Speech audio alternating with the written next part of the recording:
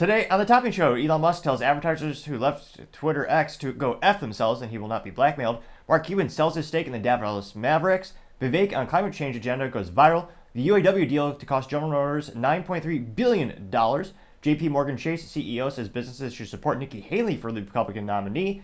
GM thinks their stock is undervalued and plans to do a stock buyback of about $10 billion. AWS and Nvidia to team up for AI supercomputing infrastructure. Disney CEO claims that their legacy TV channels are not for sale, and Farfetch's stock crashes by about 50% last week.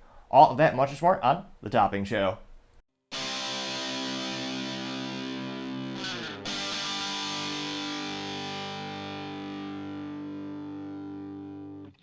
Thank you everyone for taking the time to tune in today. Today's episode of The Topping Show is sponsored by Topping Technologies. Topping Technologies is an IT value-added reseller and services company with a special proficiency in IT security. Heck, I see their founder at least twice a day. Guy says he's quite handsome and brilliant. He's me, you see, that's the joke. If you're an IT leader or a business owner, you can reach the team at sales@toppingtechnologies.com. Also, trying to get to 4,000 subscribers by the end of December, so if you click that button, I would greatly appreciate it. Now, going over to the business part of the podcast, you have GM CEO saying that their stock is undervalued and they plan to buy back around $10 billion in their stock. Now, this as the company continues to struggle with not just the union ever exponentially increasing their cost of goods sold via the labor cost, but also their stock's been rudimentarily mediocre to say the least. When you look at the stock trends, we're going to look at the GM stock. In the past 5 years, it's down 16.05%. You look at the past 1 year, General Motors stock is down at 21.45%. Year to date, they are down 5.8%. Past 6 months, they're about the same, only down by 1.7%. In the past month, they actually increased by 12.96%. Now, one of the reasons, and we'll dive into the article in a New York Minute here, but one of the reasons I'm a little pessimistic about this is because, well, their whole vision is EVs. The CEO, Mary Barra, is very adamant about competing with Tesla. And presumably she's not inebriated in any way. She's actually speaking with cognitive ability when she's saying these things. And Cadillac is on track to be full EV by 2030, with the full GM fleet to be full EV by 2035. This as the adoption rates for EVs, especially in the United States, are decreasing exponentially. People are buying more EVs, but the rate at which the adoption is dramatically decreasing. And a lot of people are starting to look into hybrids more often than not, which is why I think Toyota made a good bet when they started to invest so much into hybrid battery technology and building out that infrastructure. Although, my 3 cents, if you want a great ROI or a vehicle that'll last actually more than 7 years, one that'll last you a quarter of a century and 1,000,000 miles, I still just get a internal combustion engine with, presumably with 3 pedals, also known as manual transmission. Not only is it infinitely more fun, it's the best experience you ever have with an automotive, I would argue, but also good old-fashioned Japanese engineering. Those things will last, like I said, darn near a quarter of a century, 1,000,000 miles. My family still drives a 2001 Honda Accord with an inline-4 internal combustion engine. Thing's darn near bulletproof. Now, with GM, they are leaning heavily into EVs. That's not where the market is going. That's not what the consumer wants, but that's what GM wants. And EVs, for the most part, are highly unprofitable in the short term, especially as you do have to build out that infrastructure, and you have to have a whole new set of engineers, a whole new skill set you need to hire for. It's a dramatic transformation on the company. And GM is still losing money on most of the EVs that they're selling. GM is historically good at making a good old-fashioned V8. I mean, there's all those things where they may have not invented it, but they sure as heck perfected it in many regards. Well, especially when they had 3-pedal Camaros and Corvettes with manual transmissions. But I partially digress. Now, this news about the stock buyback comes from an old G website known as Yahoo, which used to be the Google of the day back in the day. Now, this comes from us from Baez Souza, who's the executive editor at Yahoo Finance, and Mary Barra, the CEO, claims that the shares of the auto giant are undervalued amid the future of profitable EVs that will be rolling out their manufacturing plants, and now's the time to buy their stock, which, again, it will take a long time. I suspect they might someday make a profit on EVs. Most companies get to that price point. Over time, you can make a profit on it, but there's going to be mounting losses.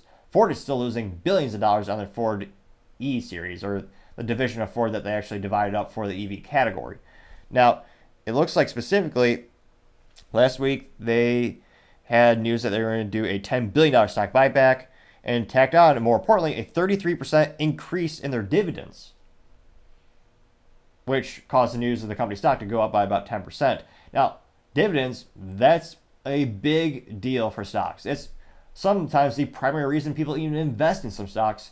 Rudimentally speaking, if you're not into finance or stocks, and again, I'm not a financial advisor, I'm telling you to buy what stocks to buy or not, it's one of those instances where I think of it as the company rewarding you for investing in them. So usually, sometimes companies will pay dividends on a quarterly or a yearly basis.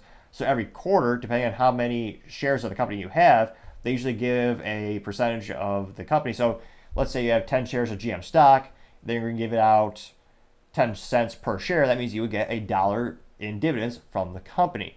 It's a great incentive not just to buy their stock, but to hold their stock. Because again, if they're paying you to keep the stock, you're less likely to sell it. Now, Mary Barra also said, quote, "It's demonstrating our confidence in our strategy and our ability to grow, generate cash flow, as well as strong margins," unquote.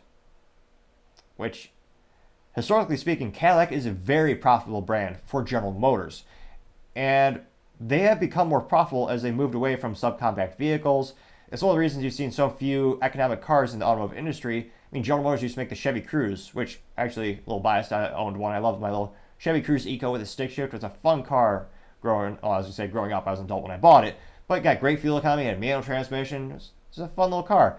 And it was an affordable price point. I believe I bought mine used with 4,000 miles for about $16,438, right about there.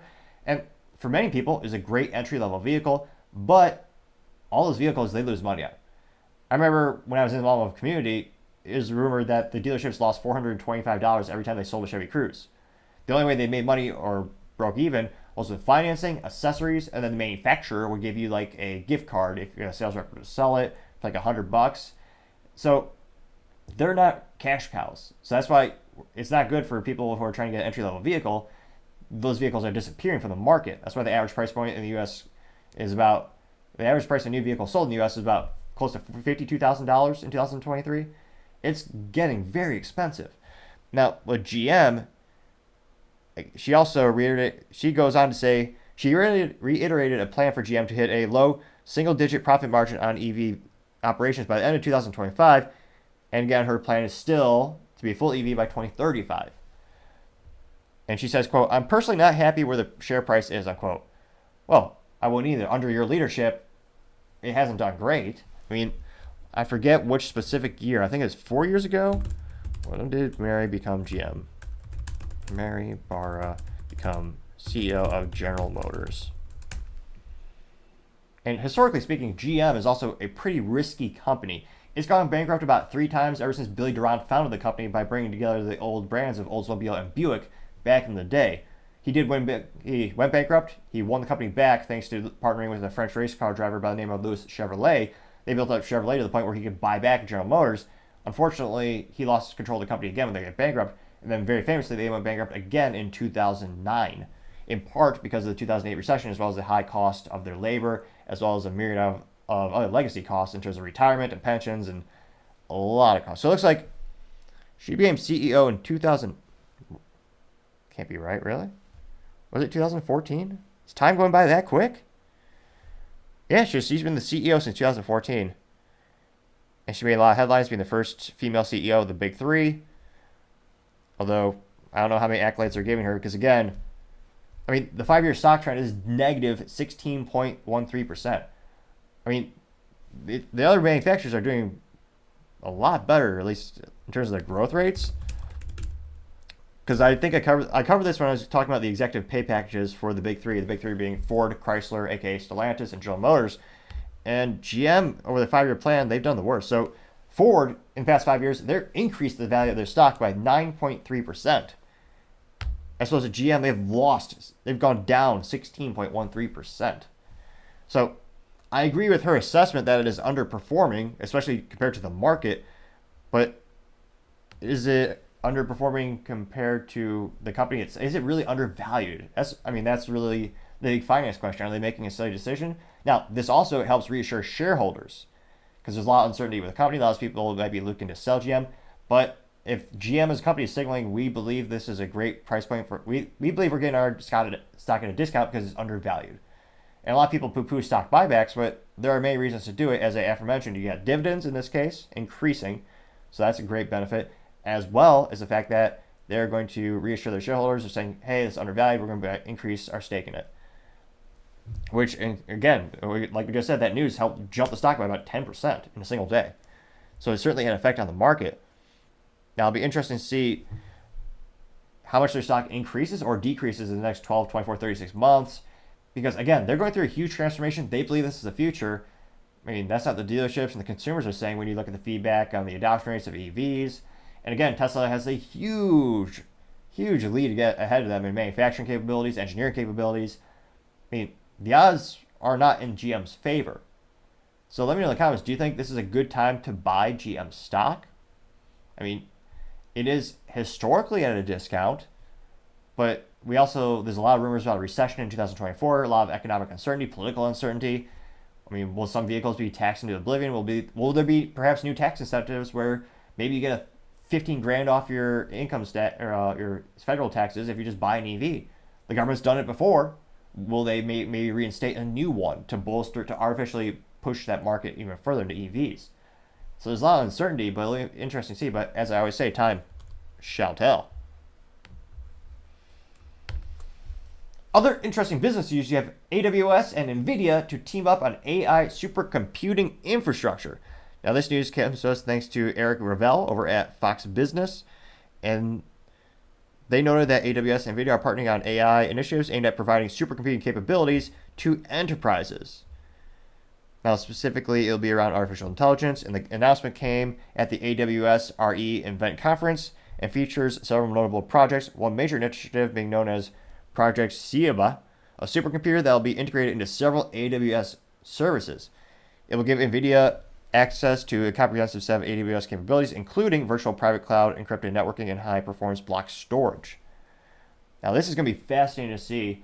And supercomputing, I mean, from a nerd perspective, I find it extremely fascinating how much we've changed in terms of access to data, access to computing. The cost of computing has gone down so much the past couple of decades. It's fascinating to see. I mean, you hear a joke as old as time, or at least as old since the smartphone has come along, is that you have more computing power in your pocket with your smartphone than all of NASA did to get someone to land on the moon.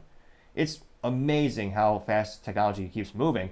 Now, with supercomputers, one of the largest, most well-respected supercomputer companies used to be known as Cray Computing. Now, Hewlett-Packard Enterprise, one of the largest tech enterprise companies out there, they make server storage and networking. They bought out this huge company known as Cray Computing, I want to say about 24 months ago.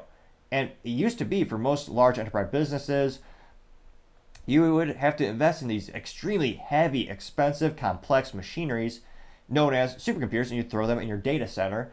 It was a huge burden. I mean, the cost to just acquire one is, for many businesses, prohibitively expensive. Now, the nice thing about the cloud, the big allure, is not just flexibility, but also the increase. You can actually access that computing power pretty economically. Now, you kind of reap what you sow. You get screwed over. You paid a lot of money to actually get your data back in the cloud, but most people don't think about that part of the equation. Now, that being said, having this as a service and building upon AWS so that businesses can get some of this enterprise supercomputer, that's going to be revolutionary. So instead of having to buy one of these large, I mean, some of these machines are larger than Volkswagens for its Cray Computing machines. If you can just have that as a service and swipe the credit card using your AWS account, that's going to empower a lot of businesses, and it's going to be revolutionary to say the least. Now, they also noted that the Project Ciba will be used for research and development aimed at advancing AI for large language models, graphics, including images, videos, and 3D generation, in addition to simulations, digital body, robotics, self-driving cars, Earth to climate prediction, and more. Which makes sense. Nvidia is perhaps the most well-respected graphics cards company on the planet. I mean, when I built the editing PC for the podcast, we got I believe it's the Nvidia designed, gigabyte manufactured, I believe it's the 3080 Ti. And it allows us to render a video, an hour-long interview with someone that's about 700 gigs. It can render that video in about 20 minutes. It's pretty darn impressive. And thankfully, it compresses the video, so the amount of storage is much less. Now, scrolling through the article, they also know that AWS Nvidia will also partner in powering Nvidia DGX Cloud, an AI supercomputing service that gives enterprises access to multi-node supercomputing to train complex LLMs and generative AI models. It will be integrated with Nvidia AI enterprise software and provide customers with direct access to Nvidia's AI experts. Amazon will become the first cloud provider to offer Nvidia's GH200 Grasshopper superchips, which, A plus for marketing. I'm sure there's no actual parts of grasshoppers in the chips itself. That'd be a biohazard, of course, but that does sound kind of cool. Now, nevertheless, they say that this Grasshopper superchips with multi-node NVLink technology and its elastic cloud compute platform, the NVIDIA superchips will allow Amazon EC2 to provide up to 20 terabytes of memory to power terabyte scale workloads. 20 terabytes. That's astronomical. It's one of those fascinating things. When one of my first laptops, it was a high-end gaming computer back in the day. It was a good old HP Pavilion DV7, the first laptop with a Blu-ray player, which, yes, does age me quite a bit since now Blu-ray is, some say antiquated, but it's still around. But back then it was bleeding edge. And that one came with a spinning hard drive, and it was a little under it says 500 gigabytes, but you have to render it, or format it, sorry. So it's about 500 gigabyte for that hard drive. And this is petabytes. So people think a terabyte is a lot, petabytes even more. That is a lot. Now, of course, the $1 million question is how much it's going to cost on your AWS account when you're swiping that credit card.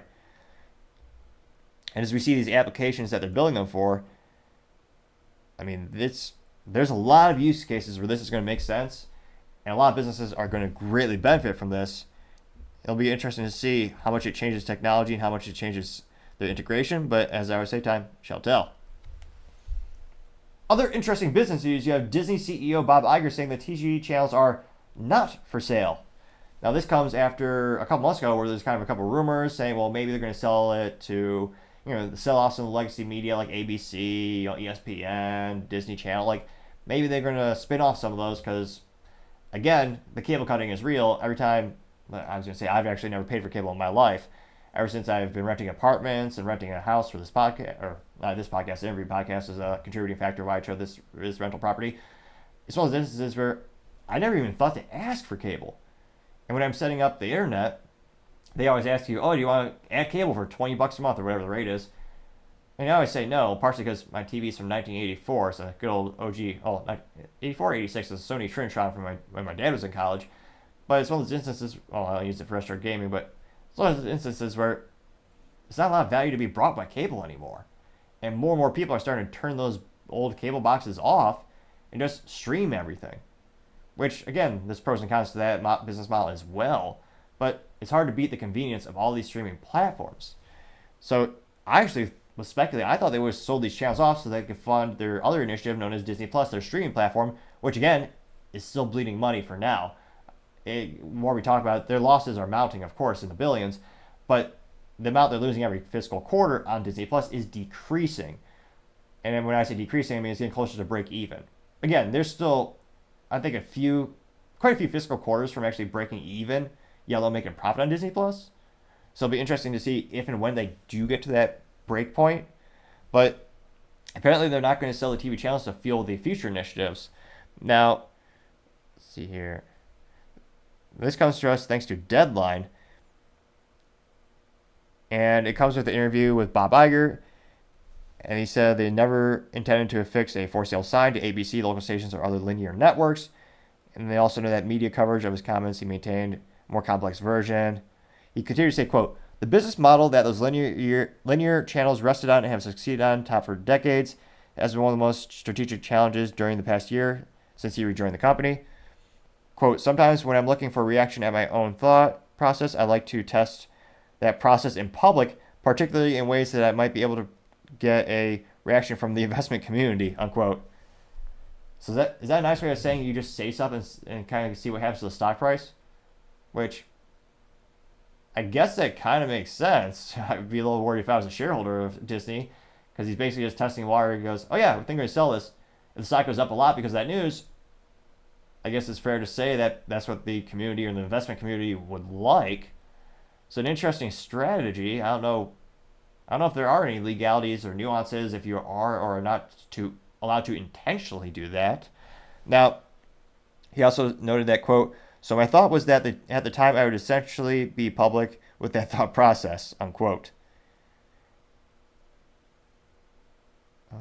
And then he continued to say, like all of our assets, unquote, like all of our assets, we are constantly evaluating what is in their value to the company today, what could be their value tomorrow, and what is their growth business, unquote. Which, I mean, again, based on all those comments, they're not growing. I mean, ESPN is still profitable. They're still making money, but the growth rate in terms of how many people are signing up for these services, no, it's been declining for quite some time. Which again, that makes me wonder. I mean, how is this strategically part of your business? I mean, I don't think anyone would say they're. I don't really think they're a core part of Disney. They're part of the legacy. They did help build Disney, and I guess I certainly see a value having something like a Disney Plus channel dedicated to increasing the value, increasing the eyeballs on your intellectual property, and then you can sell more toys, more merchandise, and more ancillary products. But for stuff like ABC and ESPN, I mean, some of these things, it almost seems like they should just spin off ESPN and have it be a separate publicly traded company. And hopefully, ideally, they get the politics out of the sports balls, but I don't think that's realistic. So it'll be interesting to see what happens with Disney if they actually ever do really sell those legacy media channels, or if they hold on to them for a couple more years and somehow try to gain some more value out of them. We shall see. Other interesting, going on to the cultural news, you have Elon Musk telling advertisers to go F yourself and he will not be blackmailed.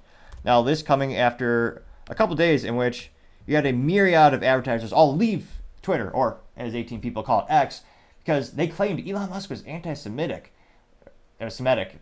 My enunciations. If you click subscribe, it may increase my speaking proficiencies and my enunciation capabilities. I'm not a doctor, full transparency. But I'm just saying it's worth a shot. It could very well help improve my speaking capabilities and decrease the number of ineptitudes and social faux pas I have while speaking. Time shall tell in that regard. Now, a lot of these major companies all withdrew their funding of their advertisers from Twitter because they were accused of being anti-Semitic by Media Matters, which is being sued by Elon Musk, and I think it'll be successful, where allegedly Media Matters signed up for anti-Semitic accounts on Twitter, and they signed up for major brands on Twitter. So they're following bad people, and they're following major brands. So they're choosing to follow those things, and of course it shows up in their newsfeed. So allegedly that's how Media Matters had manipulated their newsfeed on Twitter, and then they're claiming that Elon and the platform is anti-Semitic. Now, I think Elon will probably be successful in that lawsuit. I don't think he's anti-Semitic. Elon's also personally gone to Israel. Has spoken with all my background is business, so I was about to say spoke with the executives in Israel. No, he spoke with the political leaders in Israel. Now, he also had the most hypocritical thing I've ever seen in history. You even had IBM leaving Twitter X saying that Elon was anti-Semitic. IBM. Now, one of the most darkest books I've ever read, and it's also fascinating business books, is called IBM and the Holocaust. Their founder, Mr. Watson, he got the highest award possible by a non-German citizen from Adolf Hitler. They were the brainchild, they were the business mechanism that allowed Germany to commit some of the most horrific acts in history. IBM kept track of numbers, let me say that much, and they used a tabulation machine. They didn't just keep track of people. Since they did the census, they knew who the people were, where they were doing, what their religious affiliations were. They also kept track of the people. They also kept track of logistics for everything from moving supply chains of people, moving supply chains of ammunition, and they made everything more efficient. It's one of the most horrific acts in history. Now, IBM, when the book came out, it's called IBM and the Holocaust by Edwin Black. I recommend that you read it. It's a fascinating tale. Coincidentally, of course, when the book came out, IBM, again, admitted no wrongdoing, but they happened to give a $3 million, I believe it was a multi-million-dollar donation to the Holocaust Museum. Coincidence, of course. And IBM is saying, oh yeah, Elon Musk is anti-Semitic. Really? That's That's personally what got my eyebrows raised and got me to look into the situation. And of course, a good rule of thumb is not to believe the mainstream media to begin with, but that's where I thought, no, these companies, that's not the real reason they're doing it. They're doing it because Elon Musk, I believe, is not bending the knee to mass censorship. That's my 3 cents in that regard. Now, this was reported on Twitter thanks to Colin Rugg, and he said, quote, breaking, Elon Musk tells advertisers to go F themselves if they are going to try to blackmail him on his own platform. And this is exactly why Elon Musk is the perfect person to buy Twitter. And that got 10.4 million views. And more likes than I could possibly fathom. Not to brag, but I think I did get 6 thumbs up on my last video. Humble brag. Although, it's all about quality over quantity. They were the best thumbs up of all time. The best, as some might say. Now, this got 139,000 likes. And without further ado, it's only about 23 seconds long. I'll go ahead and play Elon. It looks like he is at a Dealbook Summit. It looks like it's maybe sponsored, ironically, by the New York Times. You don't want them to advertise? No. What do you mean? If somebody's going to try to blackmail me with advertising, blackmail me with money, go fuck yourself. But go fuck yourself. Is that clear? I hope it is. Hey, Bob. You don't want them? Huh. And many are speculating that's a reference to Bob Iger, who's the CEO of Disney, which we'll talk about there. Well, they do a lot of dark things as well, ironically and interestingly enough. The only thing that's missing from that video is that the old gangster movie music where you have the cool pixelated glasses drop onto Elon and maybe a little gold chain. I dare not try to actually describe the music or try to hum the music because I'll butcher it, of course. And of course, I suspect a lot of the comments will be overwhelmingly in favor of Elon, but let's dive in and find out.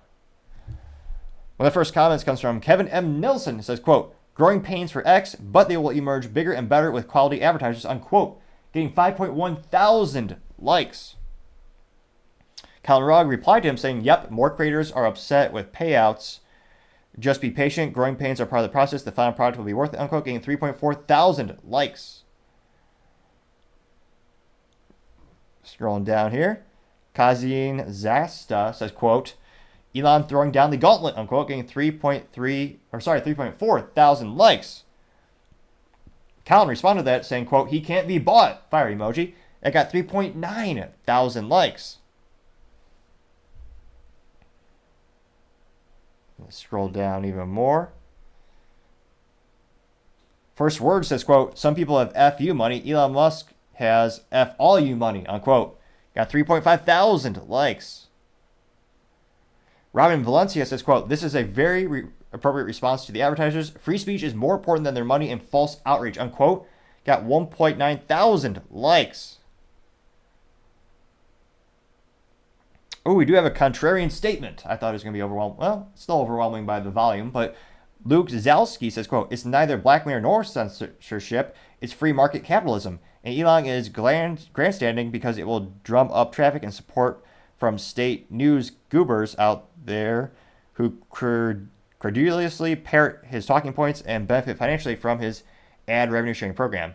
That did get 129 likes. Let's see if you have other statements or major comments here. Glenda says, quote, they're losing out and also being addicted to the boycott list all over the place, or added, sorry, to the boycott list. If Elon Musk comes out with a smartphone, it's game over, unquote, getting 809 likes, which would be revolutionary, but he would also have he would need to develop his own operating system. He needs an OS, and he would need his own app store. Because one of the biggest issues with smartphones, doesn't matter if you buy a Samsung, or, I'm trying to think of a competitor to Samsung, let's be realistic, how many are there? Samsung, yeah, the phone market's kind of a duopoly. Basically, you have Apple and Samsung with the majority of the market share, and Apple has their own Apple Store for all the apps, and Samsung, because it's a Google Android operating system, which is the major operating system for smartphones, they have the Google Play Store. So, this is what happened to Parler. They took that app off the App Store. So the only way you can realistically overcome that obstacle is create your own store, which you need an unfathomable amount of resources, but it would certainly make a dent in the universe, I believe, for the better. It'll be interesting to see if anyone actually tries that. but we shall see. Miss Densoko says, quote, "This is why I have so much respect for Elon," getting 289 likes. Let's see here.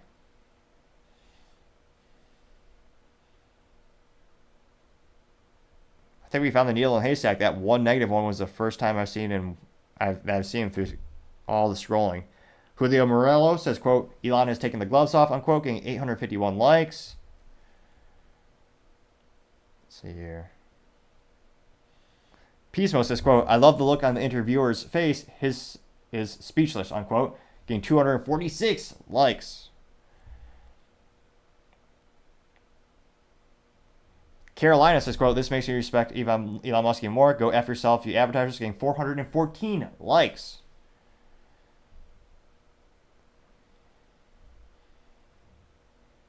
Let's see here. Yeah, so I was going to say, needle in the haystack. We did find apparently the one negative one. And again, it'll be interesting to see how is he going to make Twitter X viable from a business perspective, from a fiscal perspective. And again, I highly recommend paying for Twitter or X Plus or whatever they call their upgrade subscription process. I did for my personal profile, and I subsequently will be planning on doing that for my IT company and my media company, or my media podcast, the Topping Show. So I mean, every penny counts. But again, like Apple alone, they're spending hundreds of millions of dollars. How is he going to replace that lost revenue now? I mean, you need a lot of people to do it. But if you want to be free from advertisers and that type of scrutiny and that calls for censorship, that's what you need. You need to have everyone paying for it. And they were on track. The rumor was they're going to break even shortly or early in 2024. But after all these advertisers just left, I'm debating how much longer could it take and how are they going to offset that revenue loss. I know they're going to have some additional features. They're going to eventually increase the capabilities. They're going to put some financing features in there, and maybe they'll take a percentage of every sale like Visa does for transactions. So it'll be interesting to see. Absolutely love seeing someone stand up for free speech, as that's unfortunately become all too rare these days. But it'll be interesting to see what happens to the viability of X or Twitter in the future. Other fascinating cultural news, you have Mark Cuban selling his stake in the Dallas Mavericks, as well as leaving Shark Tank. Now, he is perhaps one of the most well-known folks in the good old freedom state of Texas. And he bought the company when it is basically worth nothing. When I say company, I mean the Dallas Mavericks. And now it looks like the deal is valued about $3.5 billion. And he bought the Mavericks for basically nothing. $285 million back in 2000. So in 23 years, that's a pretty darn good ROI, to say the least. And that's in addition to all the CLC getting from all the merchandising, the advertising. That is a hugely profitable venture, to say the least. And Americans love them, the sports balls. Now, it looks like he's selling a majority stake to the NBA franchise, to Miriam Adelson of the Las Vegas Sands. It looks like Cuban will keep shares in the team and have, quote, full control of the basketball operations, unquote. Now, that's very interesting to say the least.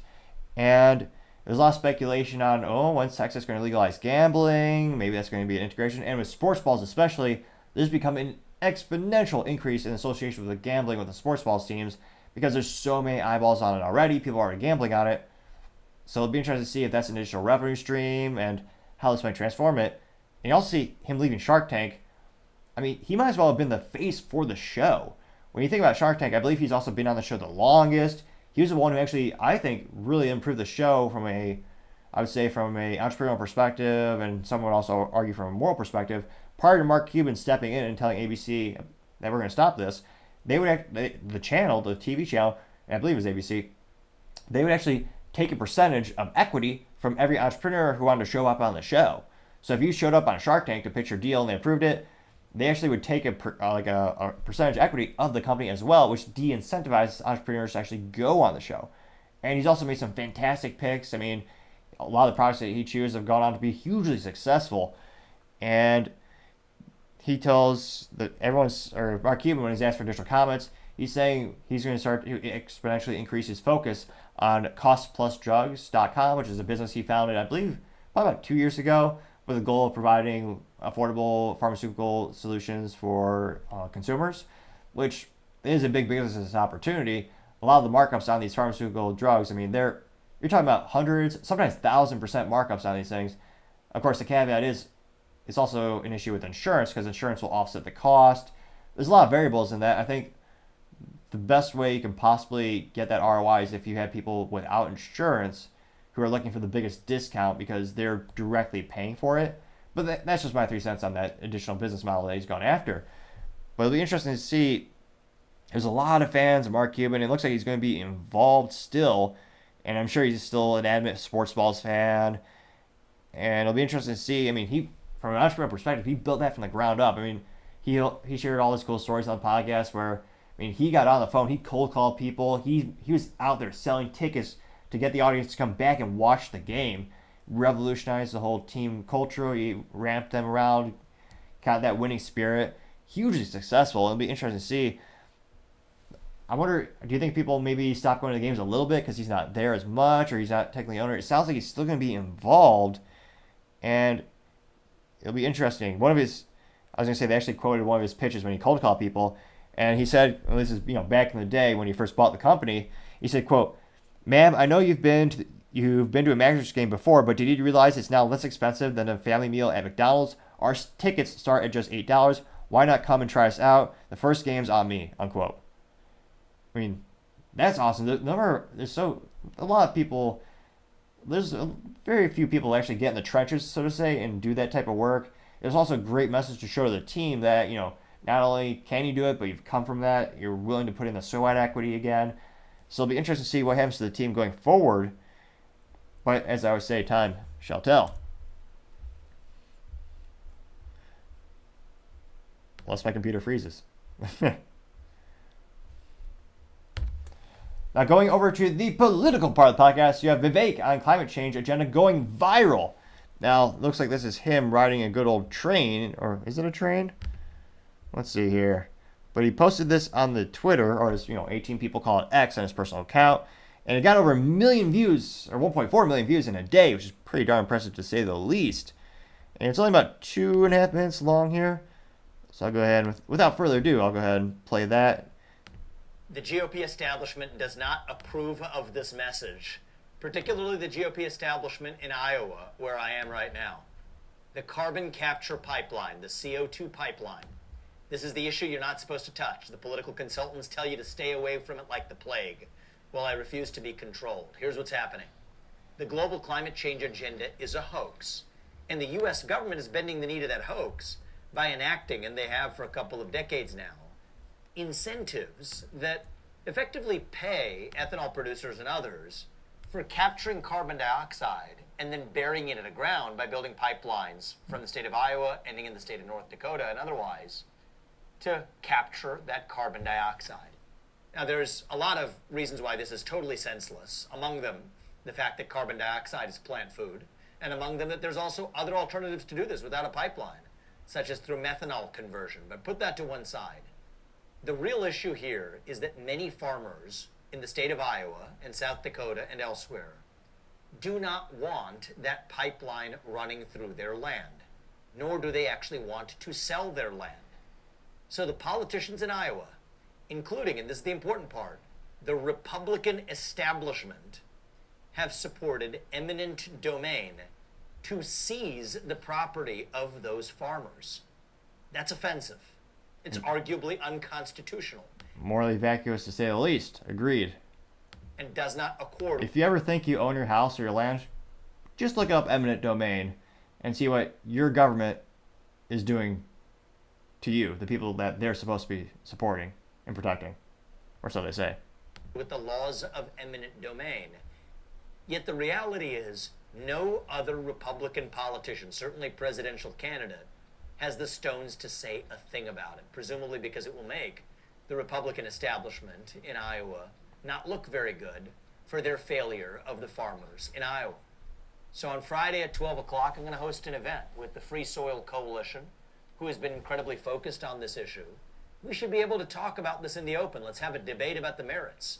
Is there some really good reason why eminent domain needs to be used to unwillingly seize the land belonging to farmers so that they can build some sort of carbon dioxide pipeline to carry it all the way from Iowa into the ground in North Dakota?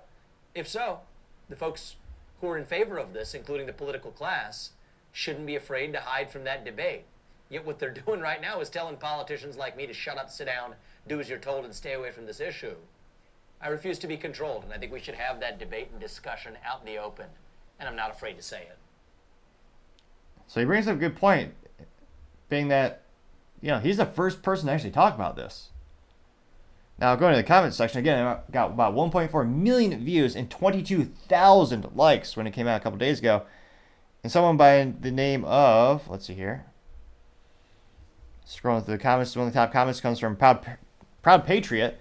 This person says, quote, "They really aren't GOP anymore. It's just an extension of the Democratic Party made to feel like we have a choice," unquote, getting 818 likes.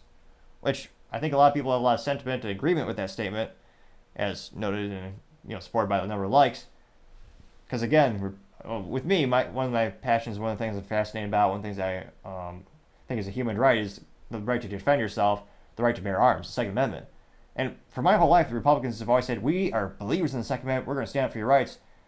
The NFA, National Firearms Act, passed in 1934. They've had almost 100 years to repeal that, and they haven't. And Republicans, at one point in my life, a couple of years ago, they had the president, they had the House of Representatives, they had the Senate.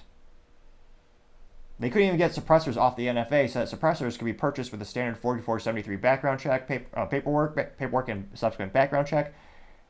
No, they couldn't even do that. So to this day, if you want to buy a suppressor to protect your ears in the United States, you need to not only do a 4473 as well as a background thumb, but you also need to have a passport photo taken. You have to have your fingerprints done. You have to have this long, basically a 9-month waiting period because of the ineptitudes of the government. We have to actually get a physical tax stamp. You have to pay a $200 tax stamp. Thank God it wasn't adjusted for inflation. $200 in 1934 equates to about $40,200 now. And the process takes about 9 months for something that is your right. Imagine if it took 9 months to vote. Would anyone stand for that? No. But again, Republicans kept saying, we're going to fight for your gun rights. Now, don't get me wrong. I'm grateful for the small gains we've gotten throughout the years. But they keep saying we're big into the Second Amendment. Why can't you get these simple things replaced? Or rather, just get rid of them completely. Not just replace. I mean, get rid of it. Repeal it. And yet, there's only like one or two Republican candidates and people in government who are adamant about that. Most of them don't bring it up, or they just use the same cliche talking points, like, I believe in the right to bear arms. Like, yes, okay, you're saying that, but how are you going to get the job done? What are you going to do? So I think more and more people are having the sentiment of, well, what's the GOP doing? They're saying a lot of things, but are they really fighting the good fight? Are they just clocking in and clocking out like a mediocre employee? Just putting in the bare minimum minimums, like you make, well, I believe the salary for those, what is it, House of Representatives make like $250,000 plus retirement plus healthcare benefits. Needless to say, I'm pessimistic to say the least. Now, going back to the comments section, someone by the name of Westy says, quote, Rana will take care of it. And it looks like an AI generated picture of Ronna McDaniel, who is the head of the RNC, dressed up as a clown. Which, I'm going to say it's alleged. It's all too real in terms of metaphors, since, again, the RNC has the lowest amount of funds generated and the greatest amount of losses under her ineptitudes of leadership. Again, I have no idea how she sells a job. And that got 561 likes. Someone by the name of Andrew Wong says, quote, seeing the usual suspects pushing climate change made a skeptic out of me, unquote. That got 171 likes. Additional comments, you have someone by the name of Stormy Knight says, quote, they don't realize that by going after farms, that will be one step too far, unquote, getting 111 likes. Black Dumpling says, quote, I didn't even know this was a thing. Thank you for bringing it to our attention, unquote, getting 360 likes. John Novith Raven Droppeth says, quote, farmers are the lifeblood of any given society and government should stay out of their land and their liberty, period, unquote, getting 113 likes. Luke says, quote, funny how DeSantis and Trump will only bring up this issue because Vivek is making it an issue. Vivek is a real swamp drainer and whistleblower, unquote, getting 428 likes. Let's see here. Melvis says, quote, if they were serious, they'd be expanding nuclear. It's a grift, unquote, getting 70 likes, which, I mean, yes, nuclear is one of the cleanest, most efficient forms of generating power that we have, and yet the U.S. doesn't go all in on that, which is ridiculous. Some might argue nuclear power is actually 100% renewable and recyclable because the byproduct is depleted uranium, which is used by the military for tank busters because it is one of the most dense materials on the planet. Fun little fact of the day. Someone by the name of Y says, quote, I'm now interested in seeing if they do and if this becomes a larger issue going forth. You already have people talking about the northern border, unquote, getting 65 likes. C says, quote, the only conservative left standing is Vivek, the real deal, unquote, getting 93 likes. Again, it'll be interesting to see how much this translates to the polls because, again, that's the issue. Vivek is saying a lot of great things. He's getting a lot of social media attention. I would argue, actually, he's arguably the most successful Republican nominee in terms of social media. He has a lot of the highest interactions, a lot of the most likes, and yet he's about half of Nikki Haley in terms of the amount of poll or votes he's getting for the Republican nominee in all of these preliminary polls. She's about 10%, and this is the poll aggregator known as 539. It is a aggregator that takes all the polls and averages them together. That average of that is about between 5 and 7 points ahead of him in the polls when you look at Nikki Haley's numbers. So Nikki Haley's around 10%, DeSantis is usually around 13%, Vivek is usually around 5%, and Trump's all the way up at like 57 to 61% on average. So it'll be interesting to see how much of this translates to the polls, or why isn't it? Is it because people aren't seeing it, or people don't agree with it? Most of the comments when we review his Twitter or his X, whatever you call it, social media company, I mean, most of the comments are overwhelmingly supportive of Vivek. I think the worst take he ever had, or worst tweet he had about 50-50 split in regards to the feedback. So it'll be fascinating to see if these statements help push him ahead in the polls, or it just doesn't translate. But as I always say, time shall tell. Other interesting political news: you have the UAW deal to cost General Motors $9.3 billion and consumers $575 per vehicle. Lovely news for the consumers. Oh, wait, no, that's the opposite. Interesting. So, wait a minute. Other competitors are making a more affordable product at a lower price point. I wonder what the future will bring. We'll see. Now, joking aside, or, well, I don't know how much of a joke that is, really. Now, specifically, they said this strike, let's see here. This is thanks to Reuters. They said, quote, General Motors said last Wednesday its new labor deal after a lengthy U.S. strike will cost it $9.3 billion. Now, the buyback, I also know the stock buyback, which actually does add value to the shareholders and the people who actually invest in the company as well. But they also lowered their 2023 profit expectations after the UAW strike. Let's see here. So specifically, this is covering the contract. So the $9.3 billion in additional costs through 2028 for its agreement with the UAW and Canadian union Unit 4 translates to about $575 per vehicle over the life of the deal. GM's new guidance reduced expected net income attributable to shareholders for 2023 to a range of $9.1 billion to $9.7 billion compared to the previous outlook of $9.3 billion to $10.7 billion. This includes the estimated $1.1 billion earnings before interest tax adjusted impact from the UAW strike, which lasted just over 6 weeks, primarily from lost production.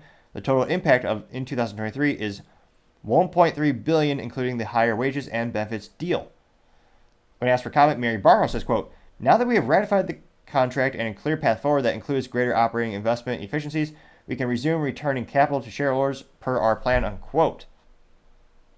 Hopefully those efficiencies include a plan for a exponential increase in the use of robotic technologies for the assembly and, actually making the vehicles. It's one of those instances where, again, Tesla has a huge leap in bounds in that regards as well.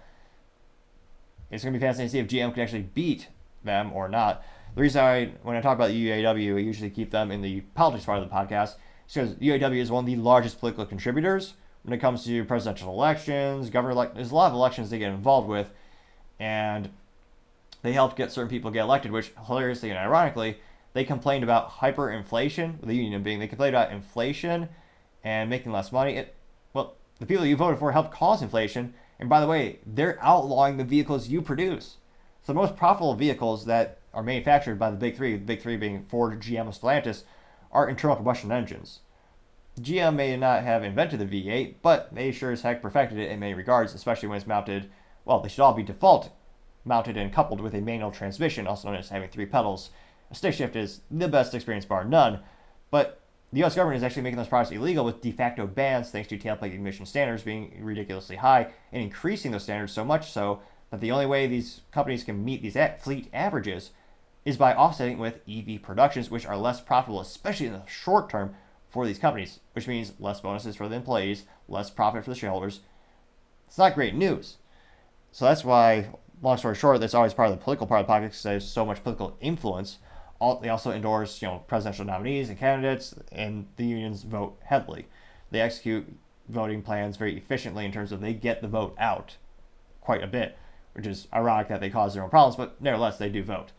Now, they also know that they are going to cut costs at Cruise, which suspended which is their AI driving or driverless vehicle, and that even though they had a lot of crashes and losses with that one. And Mary Barra has said she was disappointed by EV production this year due to difficulties with battery module assembly. So it'll be interesting to see this huge cost, $9.3 billion. And again, at a time where people can barely afford vehicles, imagine having another $575 stuck on top. That you're paying for all that. That's a pretty penny to say the least.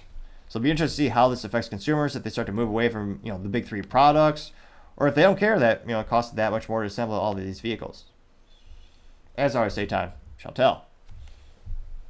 Other interesting political news: you have the CEO of J.P. Morgan Chase, Jamie Dimon, saying that businesses should quote unquote help Nikki Haley become the Republican nominee. Now, I'm not a doctor, but I suspect if you click the subscribe button, it could cure my stuttering and speaking ineptitudes. It's not 100% guaranteed. Very few things in life are. However, it very well could assist as I continue to try to pontificate and articulate more accurately and more effectively. Time, of course, shall tell. Now, this comes from someone on the Twitter known as Never Back Down, and they say, quote, pro-DEI, pro-amnesty Wall Street CEO and Democrat Jamie Dimon, quote, even if you're a very liberal Democrat, I urge you to help Nikki Haley become the Republican nominee. And without further ado, I'll go ahead and play it.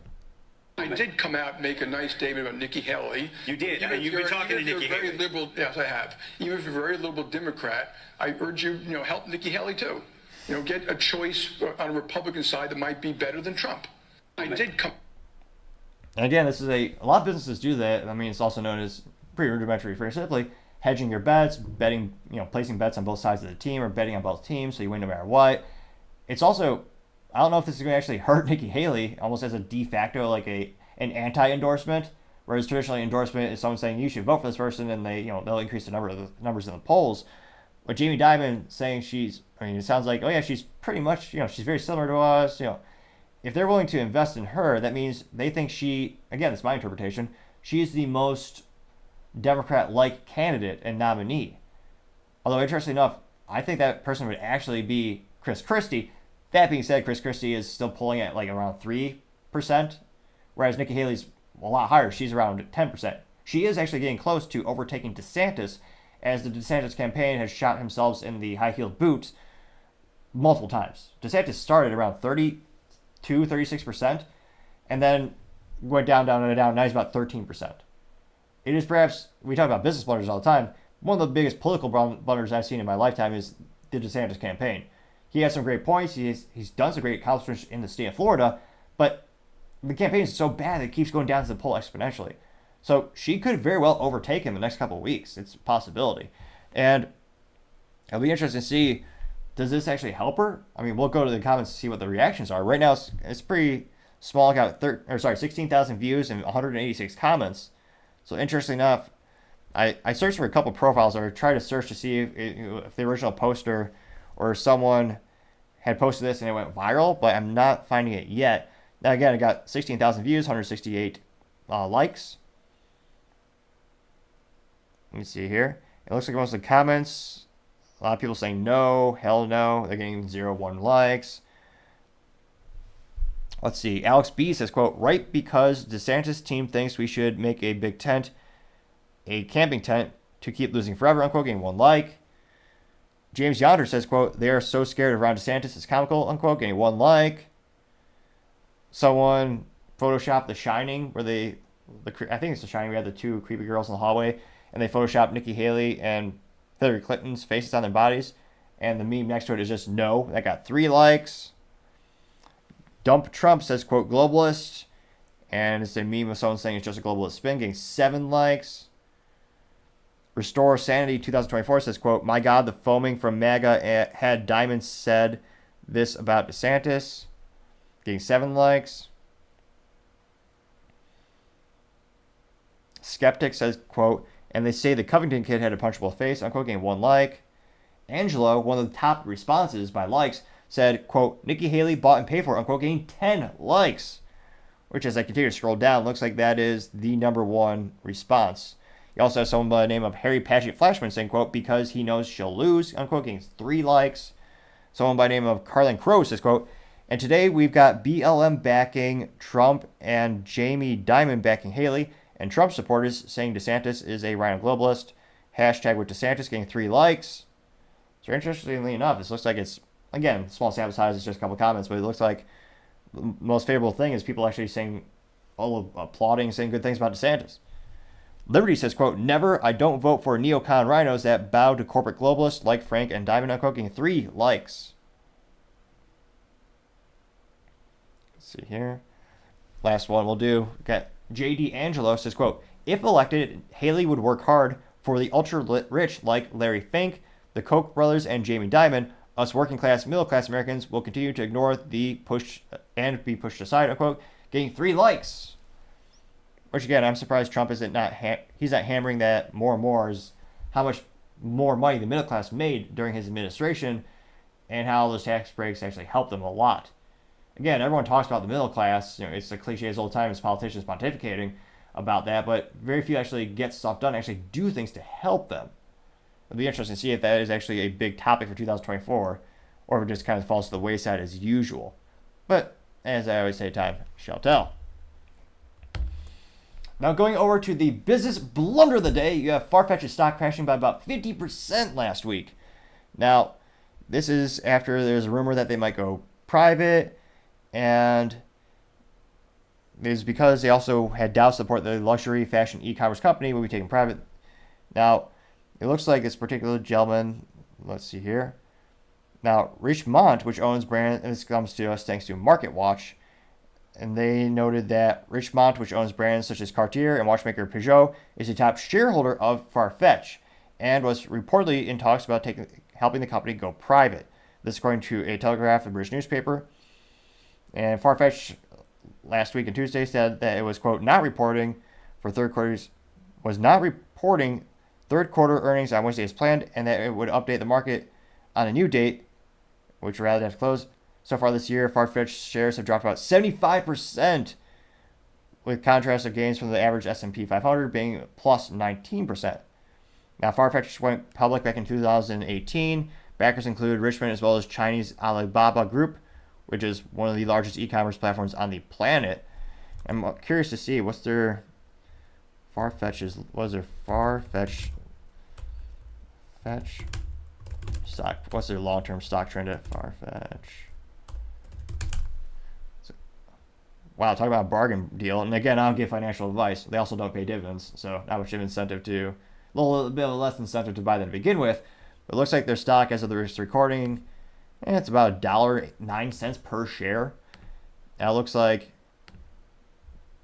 it was pretty bad last week, crashing that much. Now, the long term, the maximum, it IPO'd at $28.45 per share. So long term is down at 96.17%, with the 5-year trend being negative 95.21%. The past year is down 87.18%. Year to date is down 75.28%. Past 6 months is down negative 77.89%.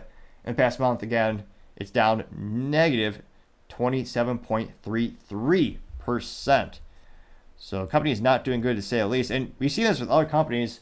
Famously, Elon actually rumored that Tesla might go private a few years back, which caused the stock to fluctuate, and also spurred an investigation by the SEC. It's one of those things where anytime there's a rumor of acquisition or going private, there's a lot of speculative buying and selling of stocks. And the fact that, again, these companies, they should always be as fully transparent as possible with their goals, their intentions. And again, this company is long term. Their stock has gone so, it has gone so far down. I haven't even heard of this company. Now, granted, I perhaps am not their target demographic when it comes to fashion and apparel. I like to buy, one suit up, and just make it last forever. Buy quality over quantity. It's my philosophy there. So it'll be interesting to see. Let me know, have you ever heard of this company? And would you invest in this company given the great uncertainty of the outlook and the lack of performance on the stock trader ticker? It'll be interesting to see, but as I always say, time shall tell. Thank you everyone again for taking the time to tune in today. Please take the time to subscribe. We're trying to get to 4,000 subscribers by the end of December, and your support is greatly appreciated. Also, leaving comments is a great way to leave me some feedback on how I can make the show better and better and improve the quality. Also, and lastly, don't forget to take time to tell your family, tell your friends, tell your coworkers, heck, tell your enemies, tell anyone and everyone. Just stay safe, fight the good fight.